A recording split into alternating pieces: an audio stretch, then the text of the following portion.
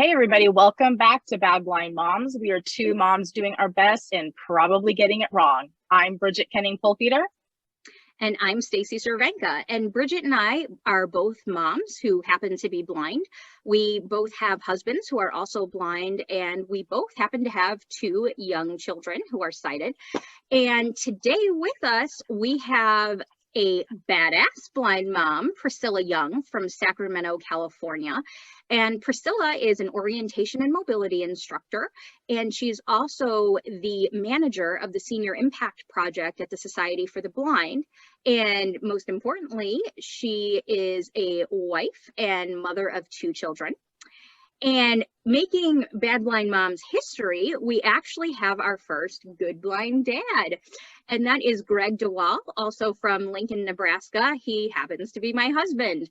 And Greg is the supervisor of the Nebraska Center for the Blind, which is the state-run rehabilitation center affiliated with the Nebraska Commission for the Blind and Visually Impaired. You know, I don't know about you all, but my kids just got out of school yesterday. It was their last day of school. Today was their first day of summer break. And we're approaching Memorial Day when most kids in the country are, you know, beginning their summer vacations.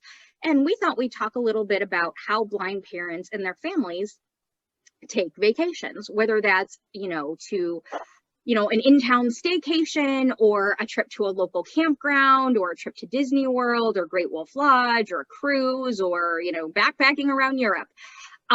So we invited Priscilla and Greg specifically because not only are they well-traveled and not only have they traveled quite a bit with their kids, but they are both O&M instructors. And so they've worked with a wide variety of clients. And so they are very aware of not only the techniques that they use, but also techniques used by blind people who travel in different ways. So thank you guys for being here. You're welcome. Yeah, thank you guys so much. So Greg and history. Yes, exactly, making history. So Greg and Priscilla, what types of travel have you done? For sure. Okay. Well, my kids love Disneyland, and now that things are opening up, we just booked a trip, so we're heading to Disneyland next month. So Seattle recently as well.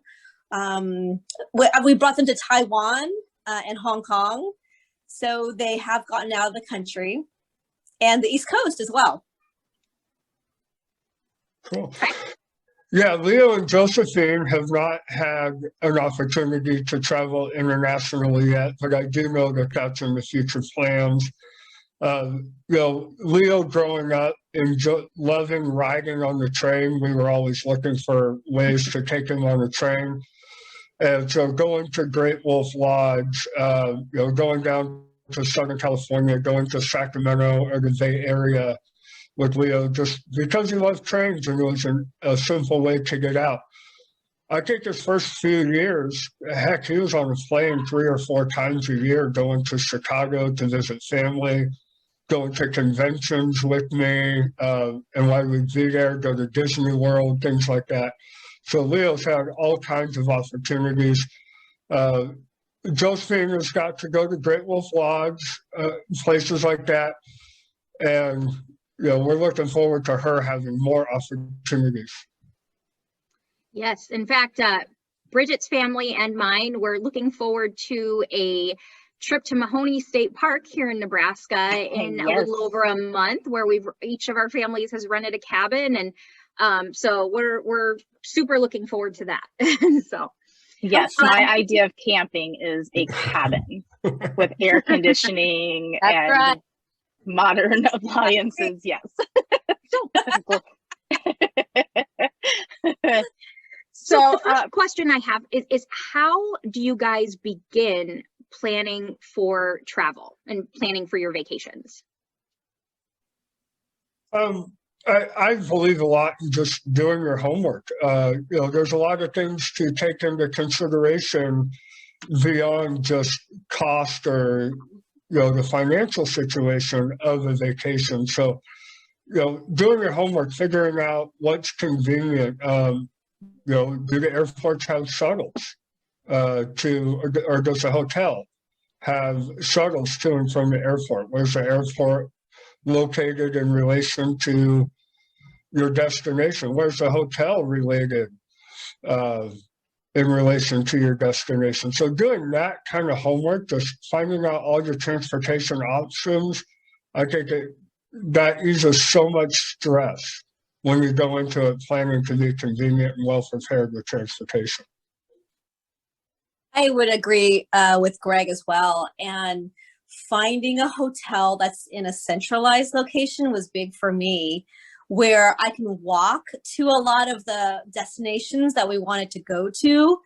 And I didn't have to spend necessarily a lot of time on public transportation or a lot of money on Uber, and I could do a lot with the area that I'm at. So for example, if I have a hotel, I would like the hotel to have a swimming pool, a hot tub for us, maybe a beach nearby. So a lot of the things that we want to do is within walking distance, a lot of great restaurants around us as well. Now, one thing I know we're considering just in regards to that is, as soon as Josephine's old enough, taking the kids to an all-inclusive resort. Yeah. Just because it kind of puts it all in one location. And that's the same idea with Great Wolf Lodge. It's all under one roof. It's right there. We have the liberty to go out if we want, but it's all right there. Yeah. And we were on a cruise, before the pandemic. And that was the first time I went on a cruise, and it was amazing for a family with, parents who don't drive or don't like to drive or can't drive. And so having everything all inclusive is key. And that's absolutely, I would say if you are a blind parent who's just beginning to think about planning a vacation and you don't know where to start, I think first I would look at the differences between cruises and all-inclusive resorts. If that's the type of trip you're thinking of taking, because some people really are cruise people and some people really are all-inclusive resort people. And I feel like Greg and I are pretty much all-inclusive resort people because, being on a cruise, it's ironic, but being on a cruise, to me, you don't feel like you're getting as much time on the sand and in the water. Even though you're in the middle of this giant ocean, you don't have a lot of access to the water on a day-to-day basis other than, the small, relatively shallow pools in the boat. So you might dock somewhere, port somewhere and have, 6 or 8 hours at a beach destination. But when you're at an all-inclusive resort, you can be out on the beach at sunrise and you can be out on the beach and take a walk in the moonlight.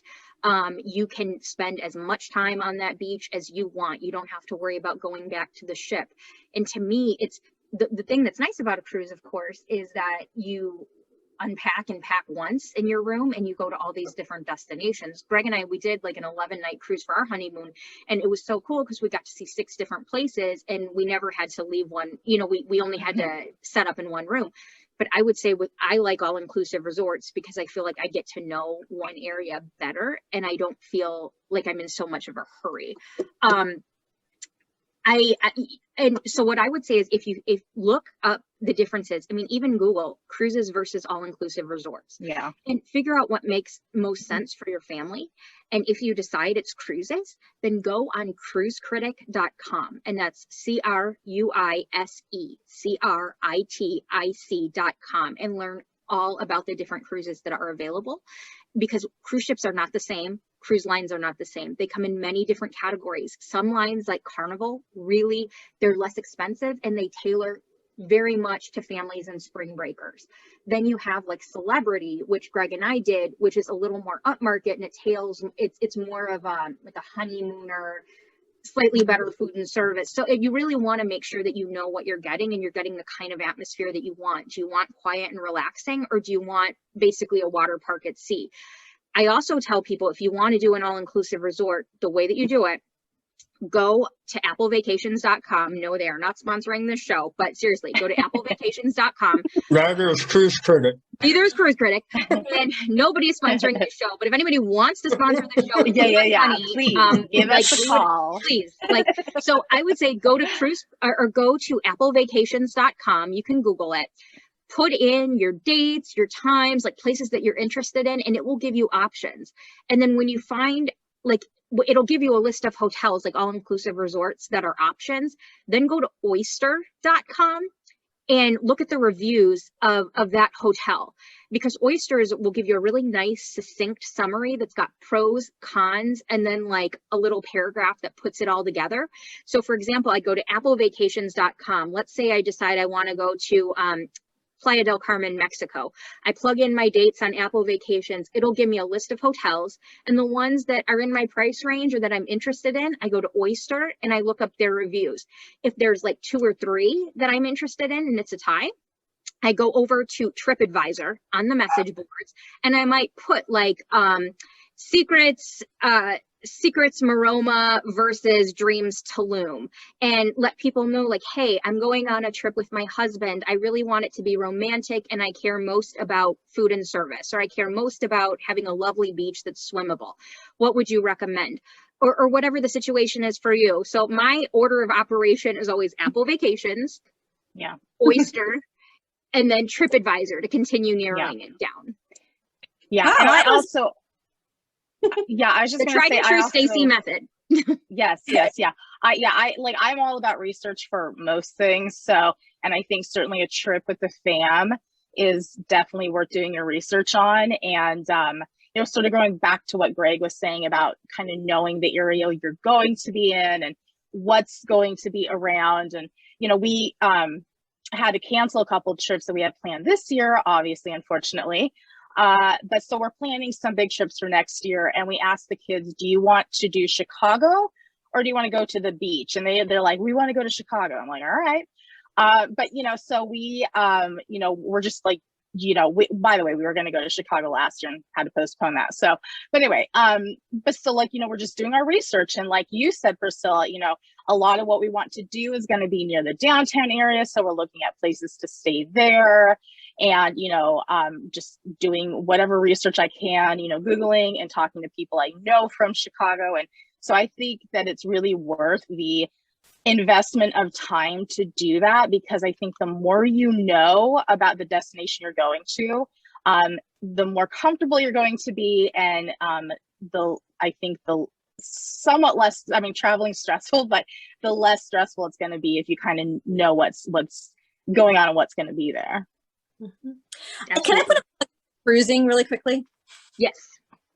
So one thing I really enjoyed about cruises was we went on the Princess Cruise, and everybody on board got a medallion that they got to wear. And it kind of tracked on an app that you could download where that person in your party is at all times. It was very useful for me to track my children exactly where they were at, what they were doing. At that time when they were cruising, they were 9 and 11. And so I felt like they were old enough to kind of do some things on their own. So they enjoyed having that freedom. So I was able to monitor where they were at. They had to meet me at a certain location. And then, I could also check them into the kids club, which was great. Super it was cool. Like, and then I got to do other things that I wanted to do. So it gave a little freedom for everybody. They should have that anywhere you travel with kids. Exactly. That would be nice. So Greg and Priscilla, what are some tips you guys have for traveling in an airport?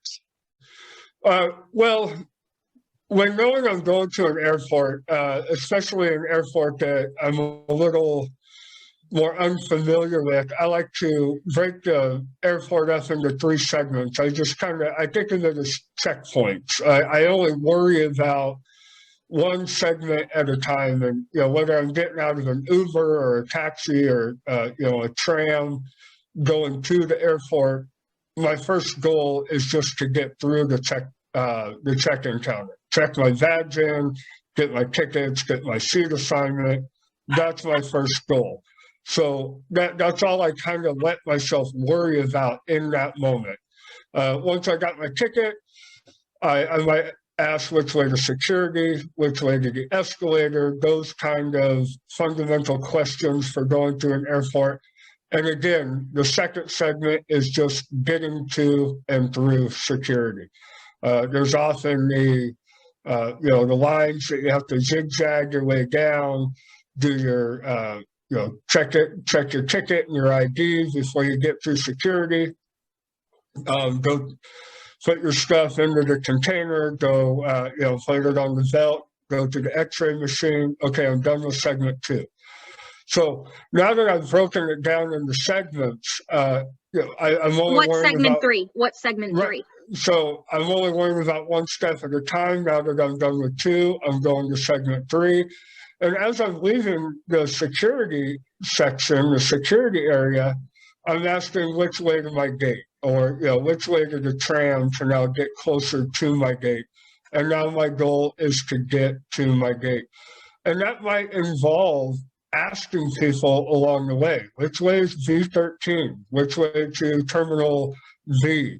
And as long as I continue in the direction, people say I'm going the right way, I make it to V13, I finish segment 3, I check in at the counter. So to get in that just a little bit more detailed, so for people, you get out of your car, you say that your first segment, your first thing is getting to the check-in counter. How would you describe doing that? Well, walking in the door, I might pay attention to some foot traffic. I might ask the nearest person going through the airport. One nice thing about airports is there's always roller bags, there's always loud shoes. It's not that difficult to be able to ask someone, hey, which way is the United counter? Which way is the Southwest counter? Excuse me, can you tell me which way is the escalator? Those kind of questions. So as I walk in the door, I'm going to ask which way is the Southwest counter, and I'm going to get directions over there. And what we refer to as sound cues in the O&M field, you can hear people talking at the counter, checking people in, those kind of questions to help guide you towards the check-in counter. And then once you've checked in, how do you then handle navigating to and through security? Just follow the line. Usually by the time you get to security, when you leave the checkout counter, you're asking which way to the escalator, which way to security, you're getting pointed in the right direction. And by the time you get to security, there's usually enough of a line to maybe ask the person in front of you, confirm you're at security, and just kind of follow them along the way. Now, Greg, at this point, airport personnel may give you the option of, kind of going through like a special line that's for people with disabilities or, who have like special privileges or use wheelchairs. That's absolutely your prerogative whether to take it. It's up to you and your comfort level, how stressed you're feeling. I always take it. I'm not going to lie. Like when they offer it to me, I always take it. I don't, how do you guys feel about that? And there's no right or wrong answer. Yeah. For me, I do take it because I think when we're traveling, I want to be relaxed. I want to make it on time to my gate. And I'm considering more than just my own personal travel, right? I have my family with me. And so, all in all, it could be very stressful. And so being able to have that option is great. And I do take it. And we call it meet and assist.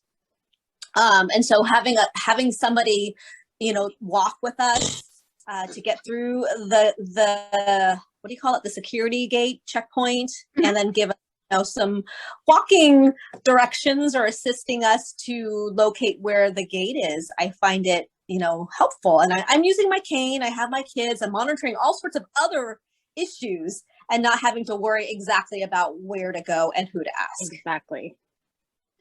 Yeah, and SkyCap is an organization or a company that is at all airports for that meet and assist that you're referring to, Priscilla. Mm-hmm.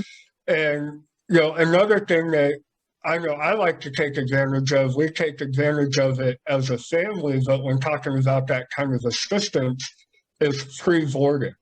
Mm-hmm. I never really pre-boarded much, if at all, prior to having kids. But now having kids, utilizing that pre-boarding, it just gives you those few extra minutes to get settled, get your kids in place, get your luggage away, get the kids buckled in and sat down and entertained, before the mad rush of people start coming down. And I'll say this. Oh, go ahead, Priscilla. Oh, yes, we do that too. And I find that pre-boarding gives me that extra 5 minutes to explore the airplane cabin to find out where my seat is in relation to the restroom. So if I have to take my kids there, I can do it, where the emergency exits are, and just to know my way around the plane. And I'll say this with all of this, what I hope people understand from this is that as a blind person, you can absolutely get through an airport independently if that's what you want to do. And that's like what using the techniques, some of the techniques Greg is talking about. Blind people navigate through even the largest airports independently every day.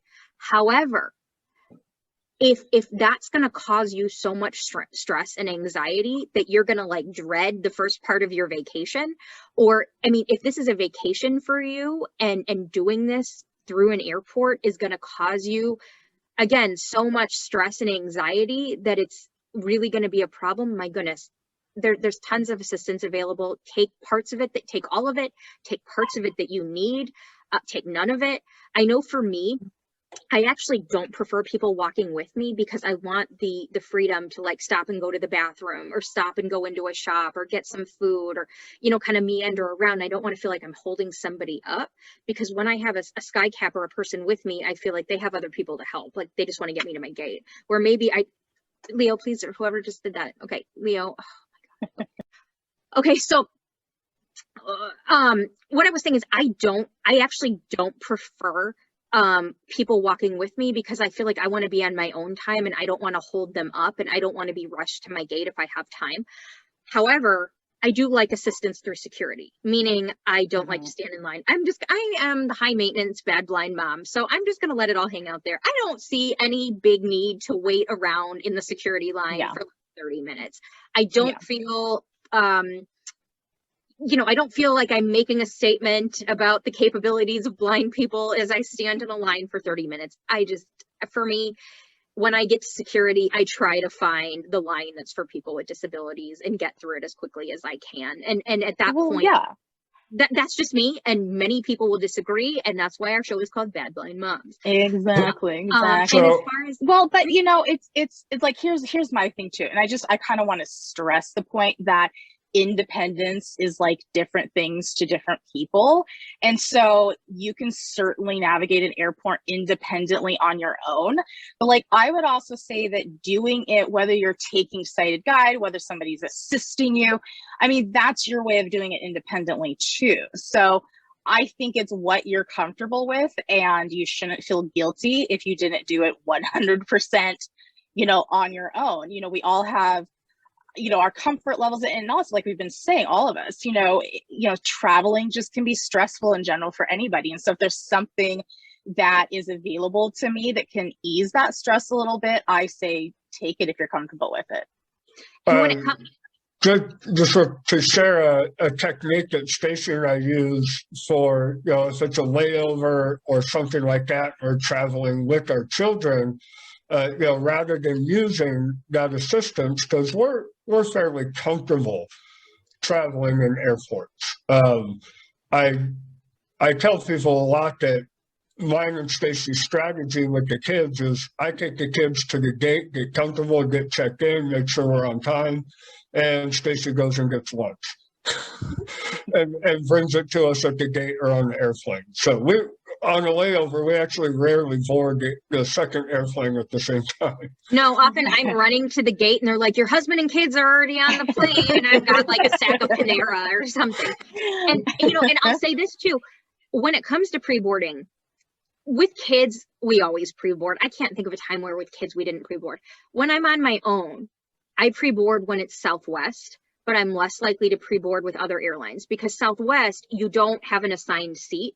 So by pre-boarding, you can get the type, like you can get, I like second row, as you're going down the aisle toward the back of the plane, it's on the right. Like I want second row, window seat on the right side. Like that's my spot. It's where I want to be.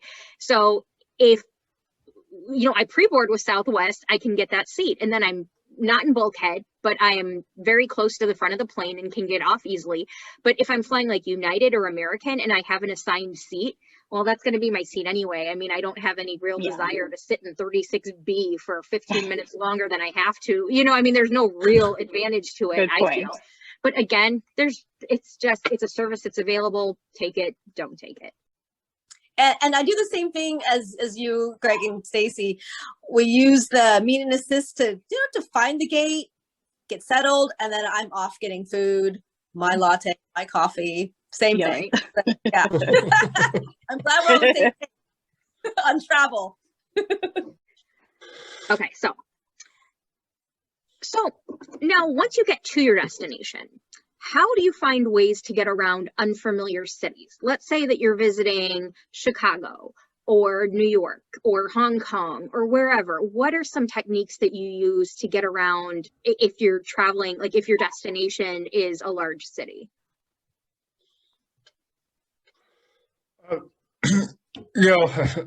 just start with the easy one for now. Uber and Lyft have oversimplified things a little bit more in the way of traveling to bigger cities, traveling to unfamiliar cities. Having the option of Uber and Lyft it's just really made things more convenient and maybe a little bit of a higher price. But if you factor that into your vacation, it does make things way more convenient. But prior to Uber and Lyft, there was a lot of that homework involved in, does the hotel you're staying at, do they have a shuttle? How far does that shuttle go? Does it go 3 miles away? Does it go 10 miles away from the hotel? Taxis were always an option. And one nice thing about most bigger cities across the country and around the world, talking about Hong Kong or New York or Chicago, public transportation is typically very, very good. So if you're going to a place like Washington, D.C., or something like a place like that, you can really, if you allow yourself a little bit of time to study the public transportation system, you can do a lot of things, often even quicker than you can in a taxi or an Uber or Lyft, just by taking public transportation. Well, in many large cities, buses and subways and light rails actually go out to the airport. So you can actually take a subway from the airport to your hotel or to many different destinations within the city. Mm-hmm. I think also having apps, travel apps, like walking directions from Google, just something simple like that makes all the difference for us now, and be able to get real-time information about how to get to the location. Yeah, Google Maps is fantastic. Mm-hmm. Just turn on the walking directions and let you know how far of a walk it's going to be. Yeah, that's really nice. What did we do without Google Maps? I don't know. What was it? There was darkness, and then there was Google Maps. What do I do? She used to call me. How do I get to? I always used to say, ever since I married an O&M instructor, my travel skills have really tanked because I just call Greg and I ask him how to get places. I used to, back in the 20 years ago, I would find an address, I would call the bus company either on the phone and I would get directions, or I would do it online and I'd go, I got to go to the northwest corner of 5th and Main and I'll be dropped off at the southeast corner. So, okay, and now I'm just like, Greg, tell me, like when I get off the bus, which way do I turn? I am Google Maps. Just tell me how to get there. For me, yeah. Mm-hmm. This is not structured discovery. This is just tell me how to get there. Right, exactly. Yeah. I don't need a travel lesson today. I just need to know how to get to my destination. Yeah. I think another thing we do when we travel in a big city is we choose maybe just 1 or 2 things to do and give ourselves plenty of time to get from point A to point B, so we don't miss whatever we're doing and we're relaxed. I think the point is to relax and have a good time on vacation.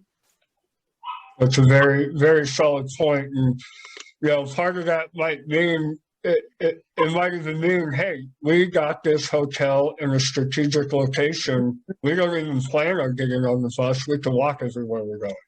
Exactly. Yeah. Bridgit? So, Greg and Priscilla, what are some tips you guys have for navigating places like amusement parks or zoos or fairgrounds or other places that are kind of a bigger, geographic location?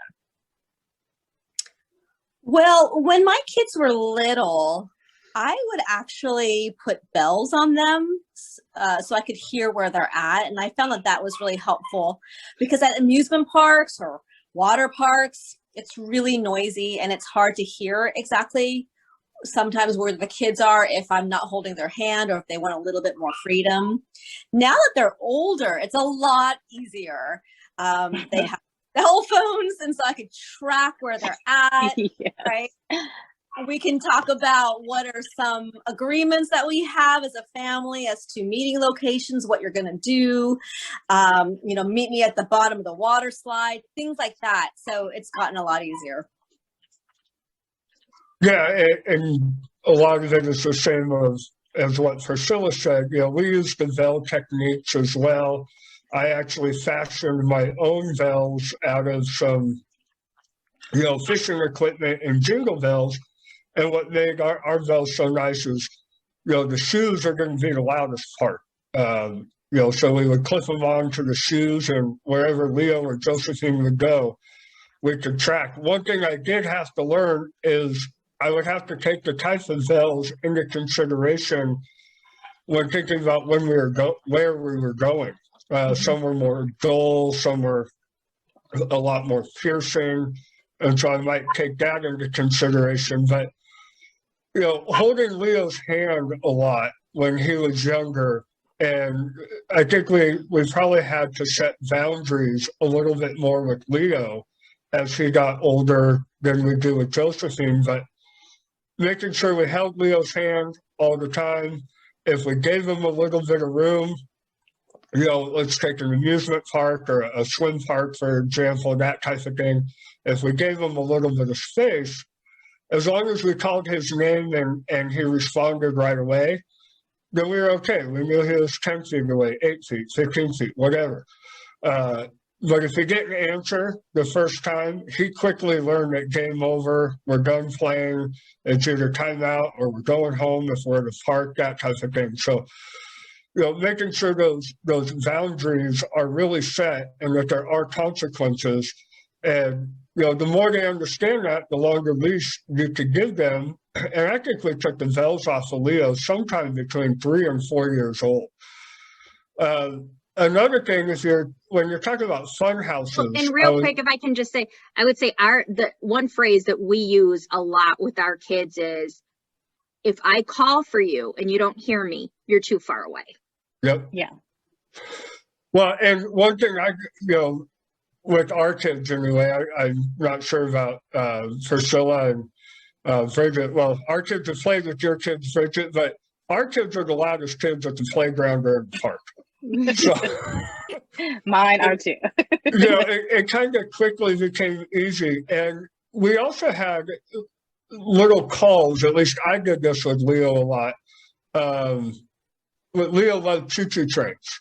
And so whenever we were at a park or just walking down the path or whatever, I would say, chugga, chugga. And Leo would respond with choo, choo. It didn't matter where he was at. That was kind of our call, our little check-in. Okay, I know where you are. But one thing I did want to touch on was kind of like playhouses or playgrounds. And one thing that with monitoring the kids that I feel really helped, I was that dad crawling through the tunnels with the kids. Still am. Digging on the I am the mom sitting on the bench with her phone. Right. Don't die, kid. Don't do drugs, okay? But getting to know the playground is, and knowing that, okay, when my kid calls, I know he's over by the slide. When I call for Leo or Josephine, I know they're over by the swings when they respond. So taking a little bit of time, and with Leo and Josephine, we'd often do this maybe at a playground at night when there was fewer people or no people there. I'd play on the equipment with them. And I do that at Lincoln Children's Museum as well. And getting to know the equipment and playing on it with the kids a couple times really helped me, I feel, monitor them more. Because if Leo didn't answer, maybe he's in the tunnel. Give him a second, kind of thing. Well, and that's what we say at pools too. We always say, Leo, if I call your name, you better answer me. And if you don't hear me when I'm yelling, then you're too far away. And we give him a time or two because he might be underwater. You know what I mean? Like it might be loud. So it's not like oh, one chance and you're done. But like if you call 2 or 3 times, you know. So now that's another question. So and I'll say, I know that Greg and I, one thing that we've done is I know that when we went to Disney World, I did a lot of research online. And, you know, people may not know that Disney World has like 30 different resorts on property that you can stay at. So if you're going to go to Disney World, one of the first things you're going to want to decide is what resort you're staying at, what features it has. Does it have a lot of transportation to the park? What kind of transportation? Is it the gondolas? Is it the boats? Is it the buses? Is it the light rail or the monorail, as they call it? So what kind of transportation does your Disney resort have to the parks? What is on that Disney resort? Are there restaurants? What kind of, are they sit down? Are they cafeteria style? So you'll want to do a lot of research on the Disney resorts to make sure that you're getting the resort experience that you need and want. And then what we did was I had someone go over the Magic Kingdom map with me, and I mapped out our day, like from the starting point to where we were going to go. Like I remember thinking like, okay, when you enter the main entrance at Magic Kingdom, you're facing Cinderella's castle. You're at the beginning of Main Street. So you have Main Street straight in front of you and it goes up to Cinderella's castle. We're going to go to the second building on the right, which was like, you know, the Main Street USA Theater. We're going to meet Mickey. Then we're going to kind of cross Main Street USA to City Hall. We're going to get our disability passes so that we can, you know, have certain privileges or, you know, certain accommodations. And then we're going to walk back toward the entrance, and we're going to get on the monorail. And then we're going to get off the monorail at the Peter Pan ride or whatever. So it's like I really had things really mapped out so that we didn't spend a lot of time like, oh my gosh, where's the Little Mermaid ride? Or geez, where's, you know, It's a Small World. Like I had an idea of where everything was, and I'd given a lot of thought to like how I was going to get from, you know, whatever, Dumbo to Pirates of the Caribbean. And so that was something we did. And Priscilla, I know you've spent a lot of time at like Disneyland with your kids. What has helped you? Yeah, I think kind of what you did about thinking about my day, because we could waste a lot of time going from one end of the park to the other end and asking for directions in between, right? So being able to figure out what section do I want to stay at around what time, and to hit all the rides that are near that. And then we move, you know, to the next. So that was a real good time saver. And if you feel comfortable, one of the nice things about staying at the Disney resorts is what we did is we got to the park when the gates opened, and we stayed till about maybe 1 or 2. And then we went back to our resort. Kids took a nap. We took a nap. And then we went back to the park for dinner. And then we stayed till closing so we could see the fireworks. And if we had not gone back and taken naps, we probably would have been exhausted and gone back to the hotel around 5 or 6 and missed the most magical parts. So one of the nice things about staying on property is if you make it work, you can go back to the resort and take a nap and then come back again in the evening, which if you have young kids is important.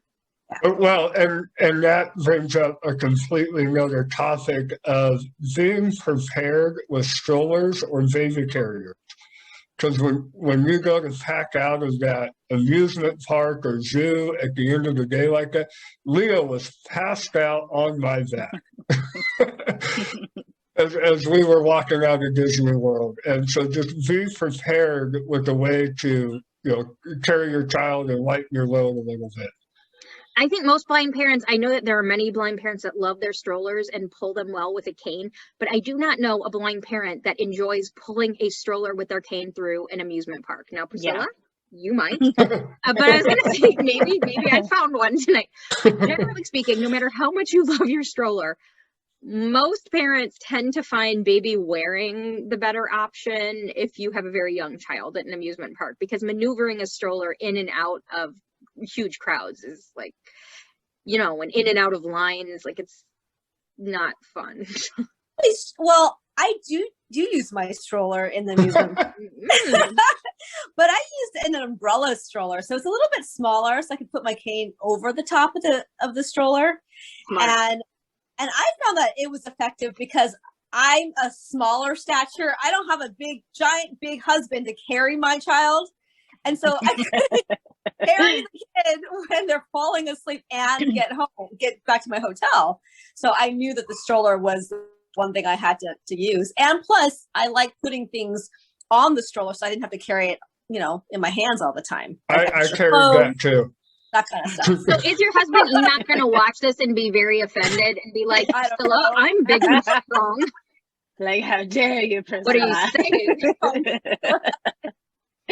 Enoch, if you're watching this, you're ripped. Carry the kid. Okay, so back to what we were talking about. So we were talking about monitoring kids in different situations. Priscilla and Greg, how do you guys, one question that I think we hear a lot of, like, especially as the summer draws near, how do you monitor your kids around water, whether that's swimming pools, water parks? What would you say is are some of the techniques or some of the philosophy that you use? Well, great question. First and foremost, we believed that we wanted to have our children to be able to monitor their own safety in the pool, because frankly, I'm not a very good swimmer, and neither is my husband. So we knew that we would never be able to save anybody. So as soon as our kids could go into swim lessons, they learned how to swim, and they're great swimmers now. Prior to that, I always went in the pool with my kids because I wanted to be able to know where they were at. I would be very close to them. We would play that game Marco Polo, so I knew where they were at. So those are some techniques that we did. No, I agree 100%. The swim lessons from the beginning make such a huge difference. And not only is it the getting in the pool with them, like Priscilla's saying, but the better swimmer they are, the safer you know that they are, the more you're comforted by the idea that they know about water safety, water, etiquette, that kind of thing, all the stuff that they're learning in swim lessons. And then at that point, it just kind of goes back to boundaries. Leo, when I call you, respond.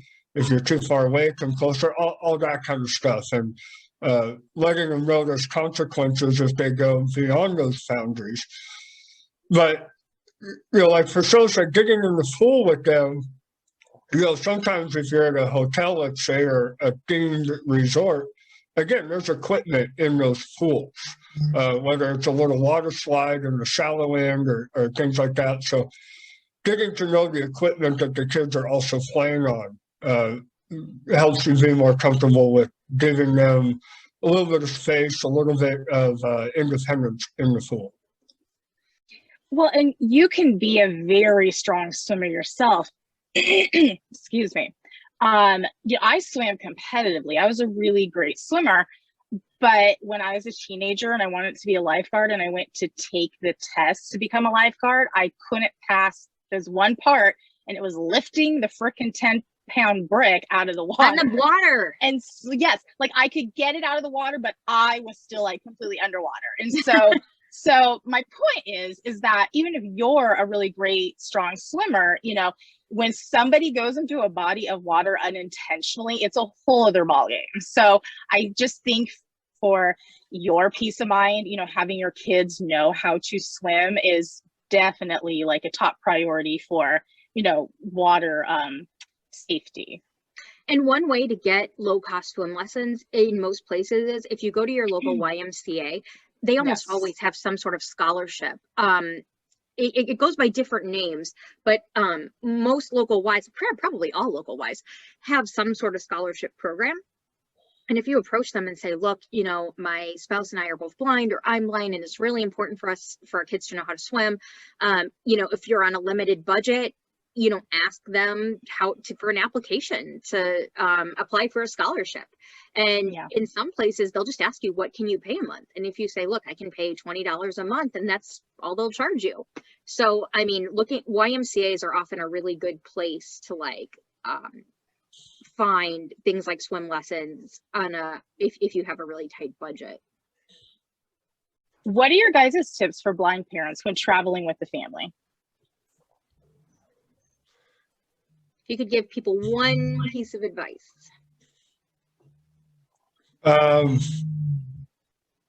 Yeah, I'd say when traveling with the family, with Stacy and I, one thing that I think we do pretty well when traveling with our kids is we really know our roles.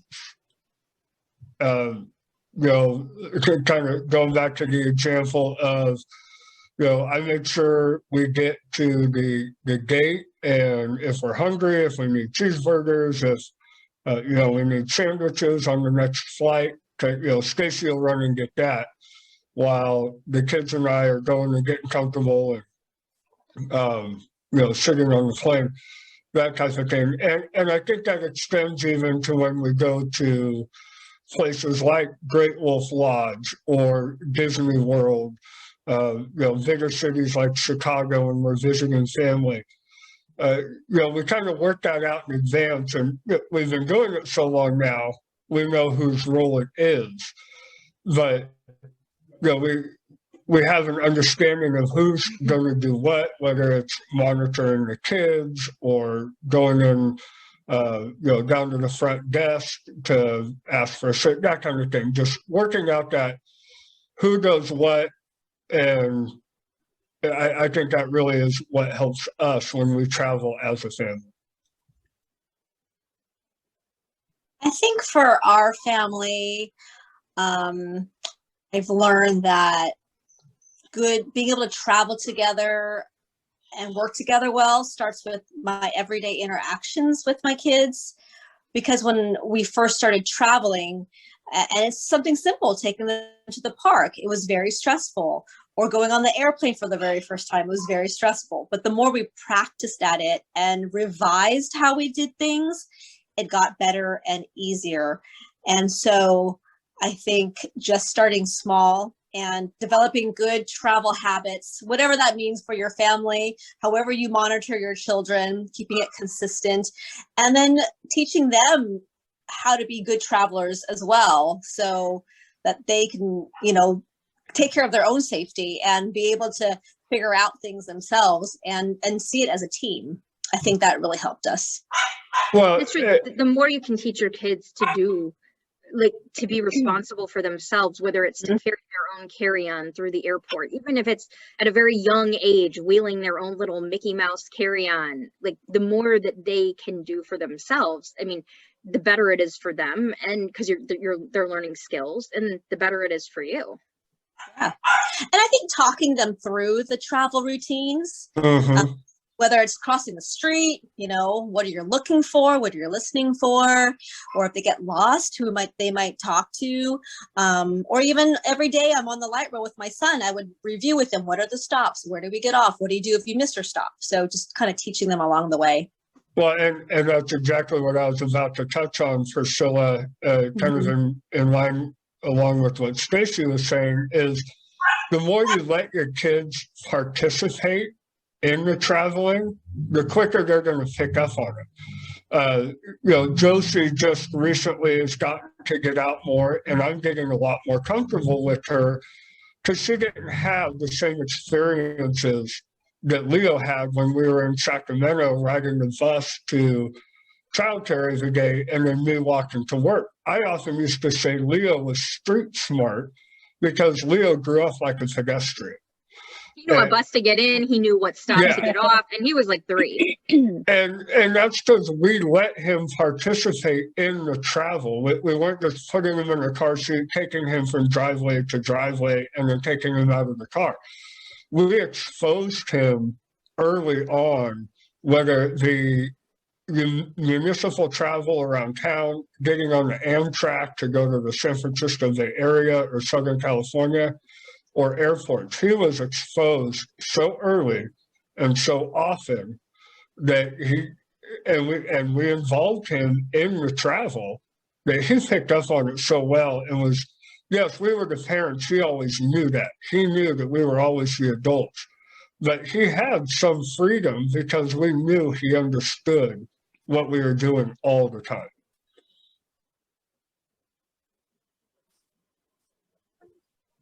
Bridgit, what's one piece of advice you would give to blind families?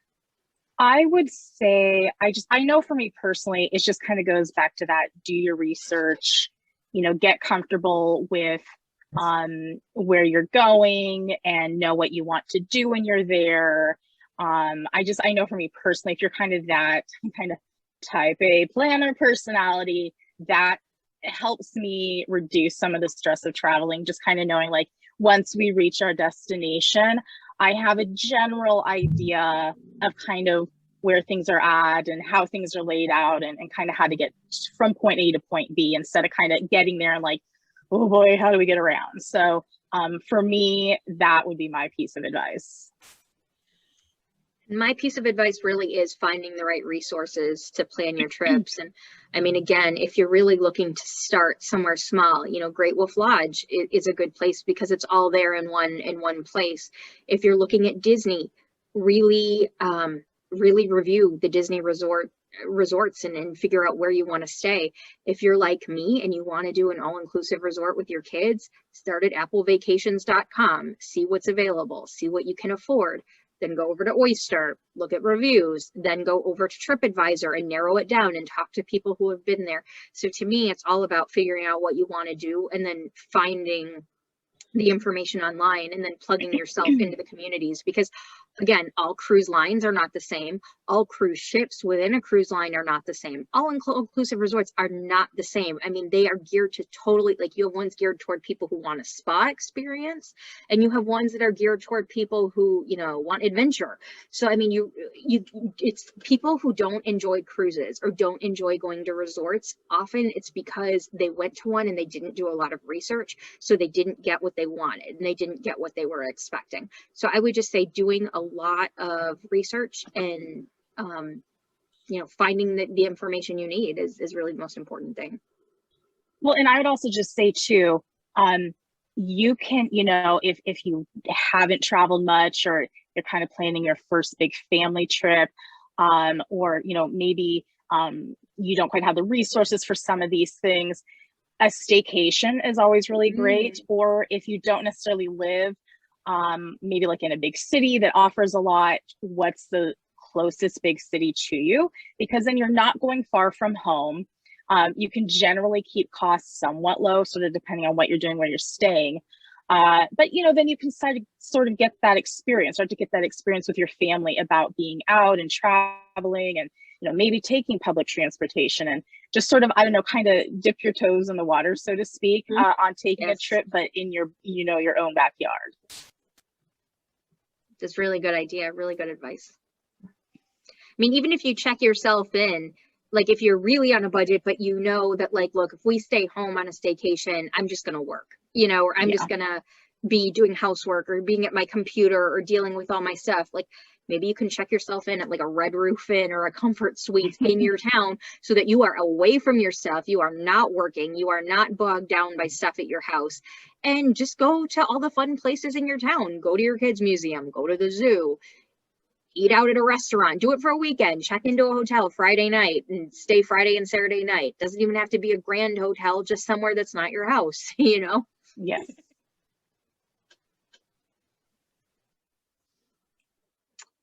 All right. Well, thank you guys so much. We have loved having you and you've given a lot of great advice. Thanks for having us. Thank you.